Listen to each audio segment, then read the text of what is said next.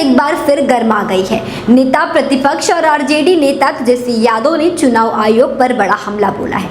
उन्होंने आरोप लगाया है कि आयोग विपक्षी दलों की आवाज को दबा रहा है और भारतीय जनता पार्टी के इशारों पर काम कर रहा है। तेजस्वी ने तीखे शब्दों में कहा, चुनाव आयोग अब भाजपा का आयोग बन गया है। ये लोकतंत्र नहीं, तानाशाही का संकेत है।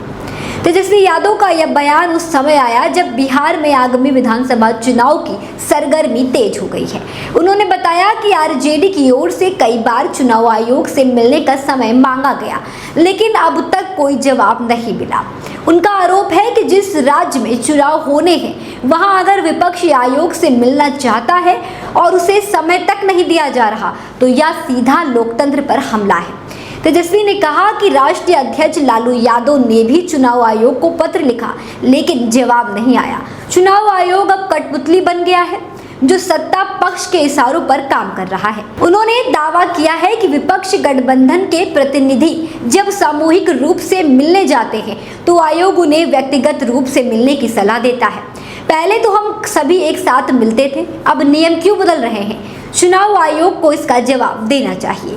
तेजस्वी यादव ने यह भी चेताया है कि प्रधानमंत्री मोदी भविष्य में बिहार में राष्ट्रपति शासन लागू कर सकते हैं और सत्ता पूरी तरह अपने हाथों में ले सकते हैं। उन्होंने ये भी चिंता जताई है कि गरीबों का नाम वोटर लिस्ट से हटाया जा रहा है और जल्द ही उनका नाम राशन कार्ड व पेंशन से भी काटा जाएगा।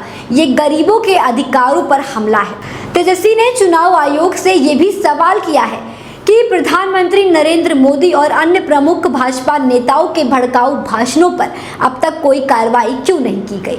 उन्होंने कहा, अगर आयोग निष्पक्ष होता तो आज विपक्ष को सुनता और सत्ता पक्ष की जवाबदेही तय करता। बिहार लोकतंत्र की जननी है, इसे भाजपा खत्म नहीं कर सकती। हम हर मोर्चे पर लड़ेंगे।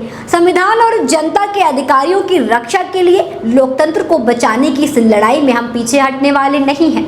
तेजस्वी यादव के ये तेवर न सिर्फ चुनाव आयोग की कार्यप्रणाली पर सवाल खड़े करते हैं, बल्कि ये भी दिखाते हैं कि विपक्ष लोकतंत्र को लेकर कितनी गंभीर चिंता जता रहा है। आपके इस पर क्या विचार है, हमें कमेंट में जरूर बताएं और देखते रहें द इंडिया लाइव।